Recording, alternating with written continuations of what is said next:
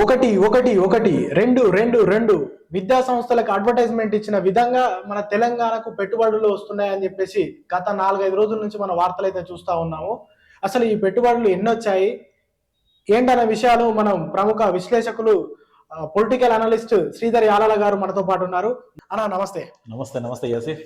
Davos ధమాకా, తెలంగాణలో పెట్టుబడుల వరద, అమెజాన్ తో బిగ్ డీల్ 60,000 కోట్ల ఒప్పందం, 1.78 లక్షల కోట్ల పెట్టుబడులు, దావోస్ టూర్ గ్రాండ్ సక్సెస్ అని చెప్పేసి మనం వార్తలు అయితే చూస్తా ఉన్నాము. ఈ దెబ్బతో చూస్తే, ఈ దావోస్ ఒక్క టూర్ తో చూస్తే మన తెలంగాణ బంగారు తెలంగాణ, గోల్డెన్ తెలంగాణ, అన్ని తెలంగాణ అయిపోయేటట్టు కనబడుతుంది. కేసీఆర్ బంగారు తెలంగాణ చేస్తున్నాడు, మన రేవంత్ రెడ్డి బంగారం కన్నా ఎక్కువ ప్లాటినం కాబట్టి ప్లాటినం తెలంగాణ చేస్తున్నాడు. ఇంకేంది అన్ని వేల కోట్ల లక్షల కోట్ల పెట్టుబడులు వచ్చినాయంటే ఉన్న అప్పులు పోతాయి. ఇంకా మనమే మిగతా రాష్ట్రాలకు అప్పులు ఇచ్చే పరిస్థితులలో నవ్వుతావేందన్నా? నవ్వక మరి నువ్వు చెప్పేది అలా ఉన్నాయి యాసిఫ్. నేను చెప్పేది ఏందన్నా, ఈ వార్తలలో చూస్తున్నాయి కదా. చూస్తున్నాం కరెక్టే. కానీ మనం గత 4 రోజుల్లో చూస్తున్నాము దావోస్ పర్యటన గ్రాండ్ సక్సెస్ అని కొన్ని మీడియా సంస్థలు, సో కొన్నే కాదు ఆల్మోస్ట్ 90% మీడియా సంస్థలు, సోషల్ మీడియాలో కాంగ్రెస్ కి సంబంధించిన నాయకులు అంతా ఉదరగొట్టేస్తున్నారు. ఇన్ని వేల కోట్ల పెట్టుబడులు వచ్చేసాయి, మనకి ఇన్ని వేల కోట్లు మనకి తెలంగాణ రాష్ట్రానికి వచ్చాయనేసి కూడదు. కానీ ఒకటి గుర్తుపెట్టుకోవాల్సింది ఏంటంటే, ఇవి ఎంఓయూలు అంటే ఏంటంటే అవగాహన ఒప్పందాలు మాత్రమే. ఇవి ఒరిజినల్ పెట్టుబడులు కాదు. ఒరిజినల్ పెట్టుబడులు ఎప్పుడు వస్తాయి అంటే వాళ్ళు వచ్చి ఇక్కడ చూసిన తర్వాత ఒరిజినల్ పెట్టుబడులు వస్తాయి. సో అవగాహన ఒప్పందాలు ఎంఓయూలు చేసుకున్నంత మాత్రాన గ్యారంటీగా వాళ్ళు వచ్చి ఇక్కడ పెట్టుబడులు పెడతారన్న గ్యారంటీ లేదు. అది మనం గుర్తుంచుకోవాలి. మరి అటువంటిప్పుడు ఎంఓయూలు అనేది మెన్షన్ చేసి చెప్పొచ్చు కదా. పెట్టుబడులు వచ్చినట్టే పెట్టుబడులు అని మెన్షన్ చేయడం ఎందుకు? అది మార్కెటింగ్ స్ట్రాటజీ అంతే. అది మార్కెటింగ్ స్ట్రాటజీ. పెట్టుబడులు తీసుకొచ్చేసాము, మేము ఇంత గ్రాండ్ సక్సెస్ అయ్యాము చెప్పుకోవడానికి తప్ప ఇంకేం ఉండదు అన్న. ఇది కేవలం అవగాహన ఒప్పందాలు మాత్రమే అన్నప్పుడు రాష్ట్ర ముఖ్యమంత్రికి ఇక్కడ తెలంగాణలో చేయవలసిన పని ఎంతో ఉంటది. ఎన్నో ముఖ్యమైన కార్యాచరణ కూడా వదిలేసి అక్కడికి పోవడం ఎందుకు? అసలు ఈ దావోస్ పర్యటన ఎందుకు? ఈ దావోస్ లో జరిగిన మీటింగ్ ఏంటి? అసలు దావోస్ అంటే ఏంటంటే, దావోస్ అనేది స్విట్జర్లాండ్ ఒక చిన్న గ్రామం. సో హైదరాబాద్ అంతా కూడా ఉండదు ఆ గ్రామం అన్నమాట. ఆ గ్రామంలో ప్రపంచ దేశాలకు సంబంధించిన ప్రతి రాజకీయ నాయకుడు, ప్రభుత్వ అధినేతలు కావచ్చు, జర్నలిస్టులు కావచ్చు, వ్యాపారవేత్తలు కావచ్చు, అందరూ ఒక దగ్గర సమావేశం అయ్యి ఒక గ్లోబల్ ఎజెండాతో వాళ్ళు ముందుకెళ్తారు. సో ఈ గ్లోబల్ ఎజెండా ఏంటంటే అన్ని రాజకీయ కావచ్చు, సామాజిక కావచ్చు, తర్వాత క్లైమేట్ కావచ్చు, అన్ని విషయాలను చర్చిస్తారు అనమాట. ఇది మొదటిగా స్టార్ట్ అయింది 1971లో. సో గత 50 సంవత్సరాలుగా ఈ సమిట్ జరుగుతుంది. ఇందులో ఏంటంటే ముఖ్యంగా రాజకీయ, సామాజిక, క్లైమేట్ చేంజెస్ గురించి గ్లోబల్ ఎజెండాతో వీళ్ళు చర్చిస్తూ ఉంటారు. సో దీంట్లో వ్యాపారస్తులను కూడా భాగస్వాములు చేసుకున్నారు కాబట్టి ఇండస్ట్రియలిస్టులు ఎవరైతే ఉన్నారో, ఎక్కడైతే పెట్టుబడి అనుకూలంగా ఉంటుందో ప్రభుత్వ అధినేతలు ఏం చేస్తారంటే వాళ్ళ బ్రోచర్ కావచ్చు, వాళ్ళ పవర్ పాయింట్ ప్రెజెంటేషన్ కానీ ఇచ్చి, వాళ్ళు ఇచ్చే రాయితీల గురించి ఎక్స్ప్లెనేషన్ ఇచ్చి, ఒక రాయితీలు నచ్చితే ఆ ఇండస్ట్రియలిస్టులు, ఆ వ్యాపారవేత్తలు ప్రభుత్వంతో అగ్రిమెంట్ చేసుకుంటారు. ఇది ఓన్లీ అవగాహన పత్రం మాత్రమే. సో పెట్టుబడులు ఎప్పుడు వస్తాయి? వాస్తవ పెట్టుబడులు ఏంటంటే వాళ్ళు నిజంగా ఇప్పుడు తెలంగాణ రాష్ట్రానికి 1,78,000 కోట్ల ఎంఓయూలు జరిగాయి. పెట్టుబడులు అన్నాను నేను, ఎంఓయూలు జరిగాయి. ఈ ఎంఓయూలు జరిగిన దానికి వాళ్ళు స్వయంగా ఇక్కడికి హైదరాబాద్కు వచ్చి చూసి, ఇక్కడ పరిస్థితులు, ప్రభుత్వం నిజంగా చెప్పిన రాయితీలు ఏవైతే ఉన్నాయో ఆ రాయితీలను చూసుకొని వాళ్ళు అప్పుడు పెట్టుబడులు పెడతారు. ఎంత స్థలం ఇస్తుంది, మౌలిక సదుపాయాలు ఎన్ని ఉన్నాయి, కరెంట్ ఎలా ఉంది, ట్రాన్స్పోర్ట్ ఫెసిలిటీస్, వాళ్ళు మ్యానుఫ్యాక్చరింగ్ యూనిట్ అయితే మ్యానుఫ్యాక్చరింగ్ కావాల్సిన ట్రాన్స్పోర్ట్ ఫెసిలిటీస్, పోర్ట్ ఎంత దూరం ఉంది, ఇవన్నీ ఎస్టిమేషన్ వేసుకొని అప్పుడు పెట్టుబడులు, ఒరిజినల్ పెట్టుబడులు పెడతారు. ఈ పెట్టుబడులు పెట్టడానికి కూడా సంవత్సరం పట్టొచ్చు, 2 సంవత్సరాలు పట్టొచ్చు, 3 సంవత్సరాలు పట్టొచ్చు, లేదా అసలు పెట్టుబడులే పెట్టకపోవచ్చు. సో ఇది గ్యారంటీడ్ కాదనమాట. సో గత సంవత్సరం కాలంలో మనం తెలంగాణ ఏర్పడి 10 సంవత్సరాలు దాటింది. 10 సంవత్సరాల నుండి గత ప్రభుత్వంలో కేటీఆర్ ఆధ్వర్యంలో టీం వెళ్ళింది. లాస్ట్ ఇయర్ ఎలక్షన్స్ తర్వాత ఇమీడియట్ గా రేవంత్ రెడ్డి మొదటి పర్యటన దావోస్ ఉంది. దాంట్లో 40,000 కోట్లు వచ్చాయి. సో అవి కూడా ఇప్పటివరకు ఎంత వచ్చాయి అన్నది మనం విశ్లేషించుకోవాలి. ఆ విశ్లేషించుకుంటే అప్పుడు నిజమైన పెట్టుబడులా లేదంటే అవగాహన పత్రాలను మనకు తేటతెల్లమవుతుంది. నిజమే అన్న, మీరు చెప్పేది కూడా వాస్తవానికి. మొన్న మన మహారాష్ట్ర ముఖ్యమంత్రి కూడా ఒక స్టేట్మెంట్ ఇవ్వడం జరిగింది. ఆయనకు దాదాపు మహారాష్ట్రకు 15 లక్షల కోట్ల ఎంఓయూలు అనేది రావడం జరిగిందని చెప్పేసి అన్నది. దానికి మళ్ళీ ఒక 60% నేను పెట్టుబడులు వచ్చేటట్టు చూసుకుంటా అని చెప్పేసి కూడా స్టేట్మెంట్ ఇవ్వడం జరిగింది. ఇక్కడ మన తెలంగాణలో చూసుకుంటే మన రాష్ట్ర ఉప ముఖ్యమంత్రి బట్టి విక్రమార్క గారు ఒక స్టేట్మెంట్ ఇవ్వడం జరిగింది. ఇవన్నీ కేవలం అవి ఒప్పందాలు మాత్రమే, ఏదైనా ఉంటే ఇక్కడ టెండర్లు పాల్గొనాలని చెప్పేసి ఆయన కూడా ఒక స్టేట్మెంట్ ఇవ్వడం జరిగింది. మరి దీన్ని మనం ఎట్లా చూడొచ్చు? అదే నిజం చెప్తున్నాను కదా, ఇవన్నీ ఓన్లీ ఒప్పంద పత్రాలే, ఓకే, అవగాహన పత్రాలు, అవగాహన ఒప్పందాలు అంతే. ఒప్పందం అంటే ఇప్పుడు నా ప్రభుత్వం నుండి రేవంత్ రెడ్డి ఉన్నాడు, నా ప్రభుత్వం మీకు ఇవి మౌలిక సదుపాయాలు కల్పిస్తుంది, మీకు ఈ రాయితీలు ఇస్తుంది, మీరు వచ్చి మా దాంట్లో పెట్టుబడులు పెట్టండి అంటే ఆయన చెప్పిన ప్రెజెంటేషన్ కావచ్చు, ఆయన ఇచ్చే బ్రోచర్లు బట్టి, గవర్నమెంట్ ఇచ్చేదాన్ని బట్టి వాళ్ళు ఓకే మేము వస్తాము అని చెప్పి ఒక అగ్రిమెంట్ చేసుకుంటారు అంతే. నిజంగా వచ్చి పెడదాం, మేము పెట్టాలనుకుంటున్నాము, ఒక ఎక్స్పాన్షన్ చేసుకున్న అమెజాన్ కంపెనీ ఉంది, వాళ్ళు ఎక్స్పాండ్ చేయాలనుకుంటున్నారు, చేసుకున్నప్పుడు వాళ్ళు 1,00,000 చూస్తారు. సో అమెజాన్ కంపెనీ ఉంది, వాళ్ళు ఒక కంపెనీ పెట్టుబడి పెట్టాలి అంటే వాళ్ళు అన్ని రకాలుగా వాళ్ళు అన్ని చూసుకుంటారు. ట్రాన్స్పోర్ట్ ఎలా ఉంది, కరెంట్ ఎలా ఉంది, కరెంటు సప్లై ఎలా ఉంది, ప్రభుత్వ రాయితీలు ఎలా ఉన్నాయి, ట్యాక్స్లు ఎలా ఉన్నాయి, ఇవన్నీ చూసుకున్న తర్వాతనే పెట్టుబడులు పెడతారు. సో మన తెలంగాణ రాష్ట్రానికి 1,78,000 కోట్ల పెట్టుబడులు వచ్చాయి, కానీ అదే మహారాష్ట్రకి చూస్తే 15 లక్షల కోట్ల పెట్టుబడులు వచ్చాయని చెప్పారు.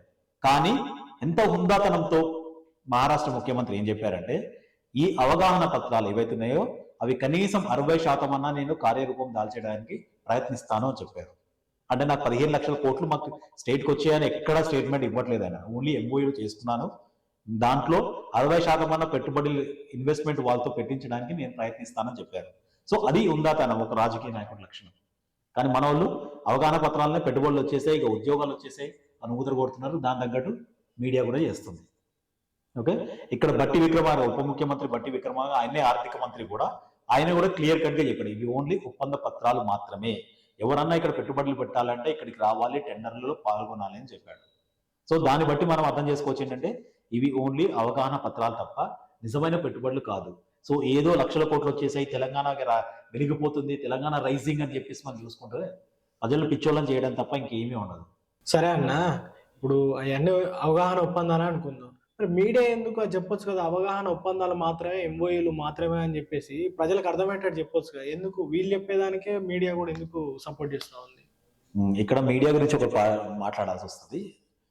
వేరే విషయాలలో వేరే దాంట్లో ఇప్పుడు ఢిల్లీకి వెళ్ళాడు రేవంత్ రెడ్డి, ఢిల్లీకి వెళ్ళినప్పుడు కొన్ని మీడియా సంస్థలు ఏం చేస్తాయంటే రాహుల్ కలవలేదు, రాహుల్ కాలు మొక్కాడు, ఇవి వేసేసి చూస్తుంటారు. కానీ ఈ దావోస్ పర్యటనలో మీడియా ఎక్కడ ఏ ప్రభుత్వానికి నెగిటివ్ చేయదు. ఎందుకు? కారణం ఏంటంటే ఈ ప్రోగ్రామ్ లో దావోస్ జరిగే మీటింగ్ లో ప్రభుత్వ అధినేతలు, రాజకీయ నాయకులు, ఇండస్ట్రియలిస్టులు అంటే వ్యాపారవేత్తలు, తర్వాత మీడియాలో సంబంధించిన జర్నలిస్టులను కూడా భాగస్వాములు చేస్తున్నారు.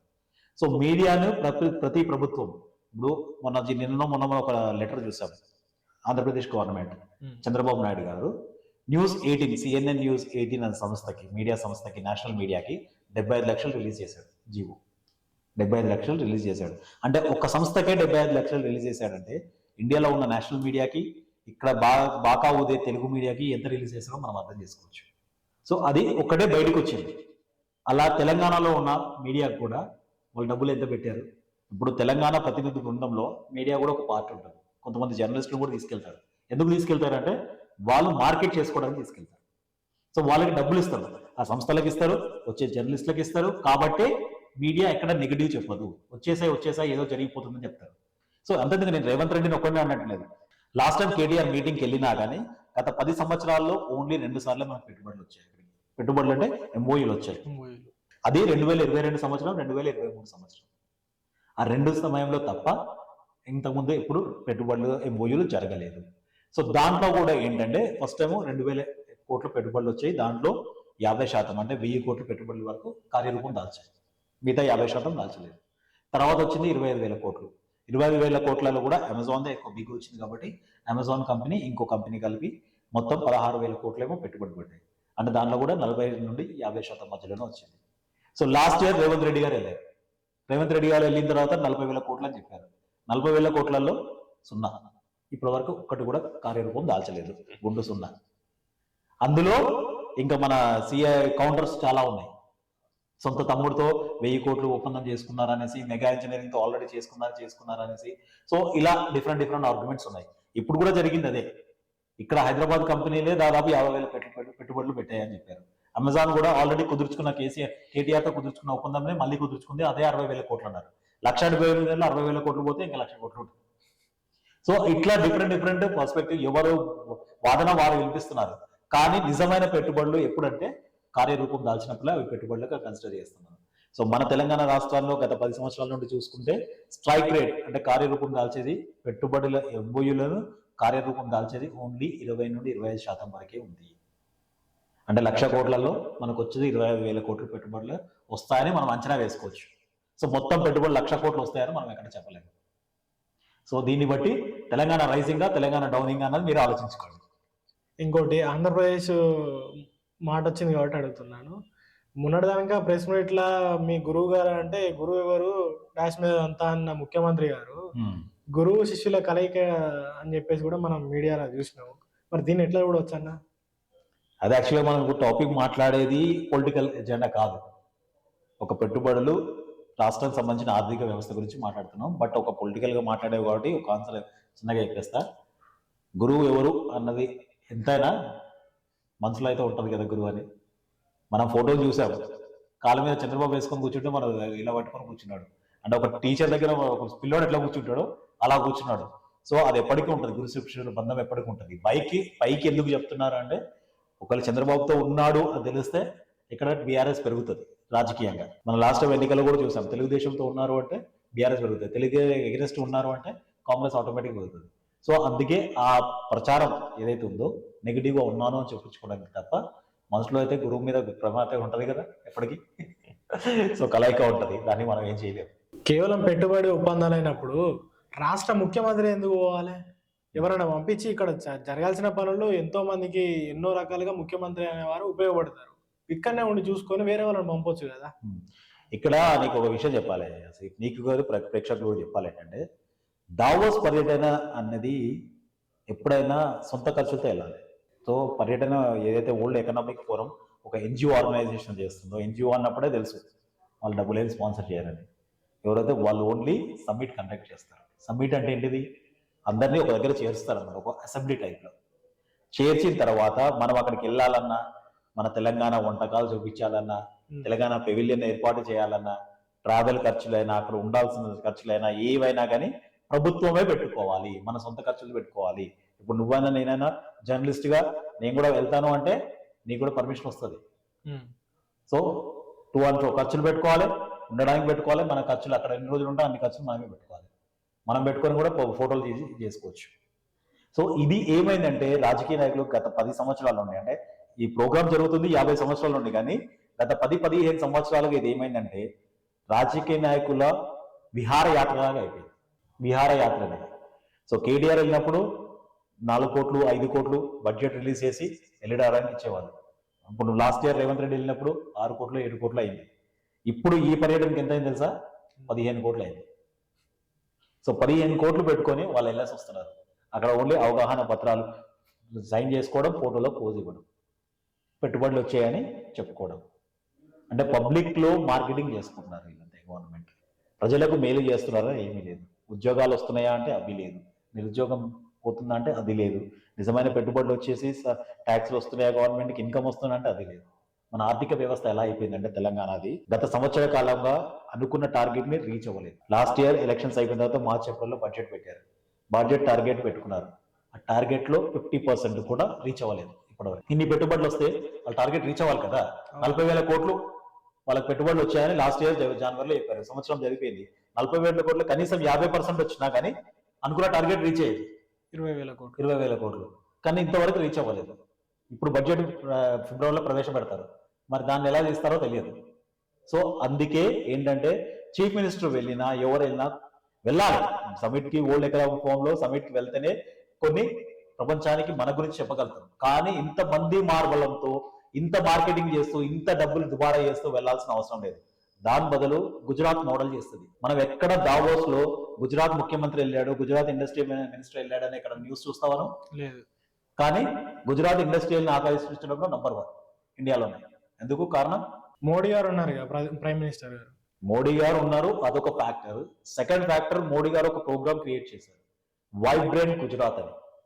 ఎవ్రీ ఇయర్ వాళ్ళు వైబ్రెంట్ గుజరాత్ పేరిట ప్రపంచ దేశాలు ఉన్న వ్యాపారవేత్తల్ని వాళ్ళ గుజరాత్కి పిలిపిస్తారు, అహ్మదాబాద్కి పిలిపించి ఇక్కడ కల్లారా చూపిస్తారనమాట. ఇప్పుడు దావోస్కి వెళ్ళి నా రాష్ట్రం ఇలా ఉంది, నా రాష్ట్రంలో ఇది ఉందని చెప్తారు తప్ప వాళ్ళకి చూపించలేదు. అదే హైదరాబాద్కి వాళ్ళని పిలుచుకొచ్చామనుకో, పిలుచుకొస్తే ఏమవుతుంది, వాళ్ళకి టూర్ చూపించవచ్చు, ల్యాండ్స్ ఎక్కడ ఉన్నాయి ఏంటి, వాళ్ళ కనెక్టివిటీ ఎలా ఉంది, పవర్ ఎలా ఉంటుంది, రోడ్స్ ఎలా ఉన్నాయి, సో మౌలిక సదుపాయాలు ఎలా కనిపిస్తున్నాము అన్నది కల్లారా వాళ్ళకి చూపించవచ్చు. సో 2 రోజులు కాన్ఫరెన్స్ ఐడెక్స్ లో పెట్టుకొని, అదే 6 కోట్లు 12 కోట్లలో 6 కోట్లు పెట్టుకున్నాం అనుకో, ఇక్కడ ప్రోగ్రామ్ పెట్టుకొని వాళ్ళని పిలిపించుకొని ప్రపంచ వ్యాపారవేత్తలు పిలిపించుకొని వాళ్ళకి కళ్ళ కట్టినట్టు అన్ని చూపిస్తే ఇక్కడే 90% స్ట్రైక్ రేట్ వస్తుంది, కార్యరూపం దాలుస్తాయి ఎంఓయూలని, ఒప్పందం కన్ఫర్మేషన్ కూడా ఇక్కడ అయిపోతుంది. సో అక్కడ దాకా వెళ్ళాల్సిన అవసరం లేదు కదా. ఇప్పుడు గుజరాత్ చేస్తుంది అదే కదా, వైబ్రెంట్ గుజరాత్ పేరిట చేసేది గుజరాత్ అదే. వాళ్ళు దావోస్కి వెళ్ళే పెట్టుబడులు వేరు, వాళ్ళు వైబ్రెంట్ గుజరాత్ పేరిట అహ్మదాబాద్ లో చేస్తారు ఎవ్రీ ఇయర్.